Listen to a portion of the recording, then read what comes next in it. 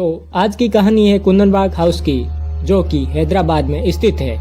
यह घटना 2002 की है, जहां निजाम का शहर हैदराबाद के कुंदनबाग इलाके में एक घटना घटी, जो कि उस समय की बहुत ही चर्चित घटना थी और आज भी एक मिस्ट्री बनी हुई है। कहानी शुरू होती है एक चोर से। तो वो चोर एक दिन चोरी करने के लिए निकला हुआ था। घूमते घूमते रेकी करते करते एक घर पर उसकी नजर पड़ी, जो कि बिल्कुल खाली पड़ा हुआ था। उसे लगा कि यह घर खाली पड़ा हुआ है, बढ़िया मौका है, और चोर ने सोचा आज इस घर पर हाथ साफ कर लेते हैं। अब वो दीवार कूदकर घर के अंदर पहुंचा। घर के अंदर बिल्कुल लाइट नहीं थी। चोर अपनी टॉर्च जलाकर घर के अंदर धीरे धीरे प्रवेश करता है। घर के अंदर बिल्कुल सन्नाटा पसरा हुआ था और देखकर ऐसा लग रहा था कि इस घर को कई दिनों से साफ नहीं किया गया है।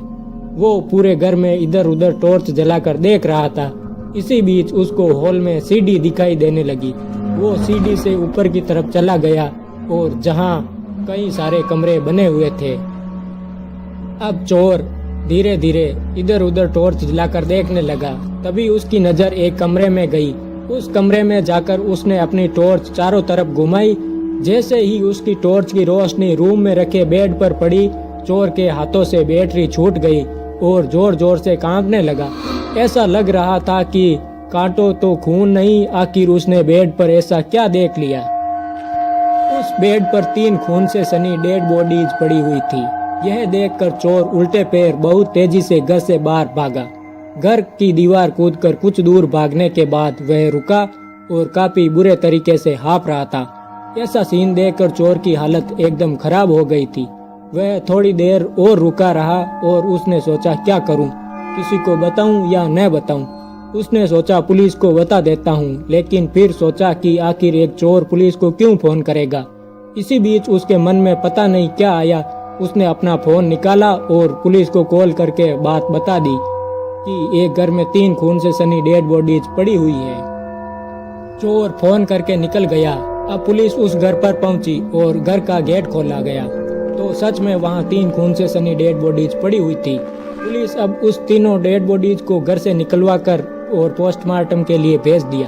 अब इस घटना को लेकर पूरे इलाके में सनसनी फैल गई। उसी रात के अगले दिन पुलिस उस घर के आसपास आकर छानबीन शुरू करने लगी और आसपास के घरों में पूछताछ शुरू कर दी।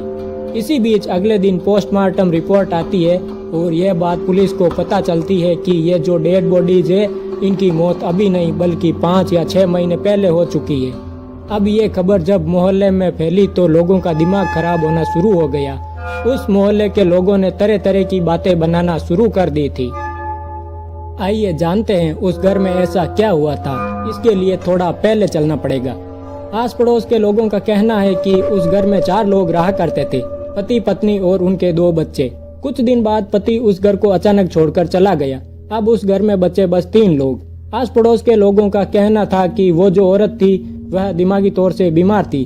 समय बीतने के साथ साथ उस औरत की बीमारी बढ़ती गई तो पति उनको छोड़कर चला गया। इसके कुछ दिन बाद तीनों ने बड़ी अजीब हरकतें करना शुरू कर दी थी। लोग बताते थे कि उनके घर से जोर जोर से चीखने की आवाजें आती थी। कई लोगों ने यह भी देखा कि उनकी सबसे छोटी बेटी, जिसकी उम्र 12 साल की थी, वो खून से भरी बोतल से खेला करती थी। कुछ लोगों का यह भी कहना था कि वो औरत एक थैला लेकर घर के आसपास दिखती थी और उस थैले से खून टपकता रहता था। अब जब यह बात वहाँ के लोगों को पता चला कि इन लोगों के मरे 6 महीने बीत चुके हैं तो लोग काफी हैरान थे। आसपास के लोग तो उन लोगों को कल भी देखा था और उन्हें पड़ोसी हर रोज देखा करते थे। ये तीनों बड़ी अजीब अजीब सी हरकतें किया करते थे, इसलिए पड़ोसी भी इनसे बात नहीं करते थे। अब ये सारी बातें जानकर पुलिस भी हैरान थी। उनके लिए इस केस को सुलझा पाना एक मिस्ट्री बन गया। पुलिस ने इस केस को कई एंगल से जांच किया, लेकिन उन्हें कुछ पता नहीं चल पाया। उन्होंने यह भी जांच किया कि क्या पता इन लोगों ने आत्महत्या की हो या फिर इस औरत के पति ने उन लोगों को मार दिया हो, लेकिन पुलिस के सवालों के जवाब आज तक नहीं मिल पाए। पुलिस ने हमेशा के लिए उस घर को लॉक कर दिया और केस को भी बंद कर दिया। आज भी ऐसे कई लोग हैं जो YouTube वीडियो बनाते हैं और कुंदनबाग हाउस जाते हैं और रात में रुकते भी है, लेकिन हर बार तो नहीं, कभी कभी उस घर के आसपास या उस घर में कुछ ऐसी घटना हो जाती है जिससे आसपास रहने वाले लोग काफी डर जाते हैं। जैसे जब से उस घर में डेड बॉडीज बरामद हुई थी, तब से इस घर को हॉन्टेड हाउस मानकर लोकल बिजली विभाग ने इस घर की बिजली कनेक्शन को काट दिया था। फिर भी रात को कभी कभी घर के फर्स्ट फ्लोर पर लोगों को एक बल्ब जलता हुआ दिखाई देता है। ऐसी ही ये घटनाएं कुंदन बाग को और भी ज्यादा डरावना बना देती है।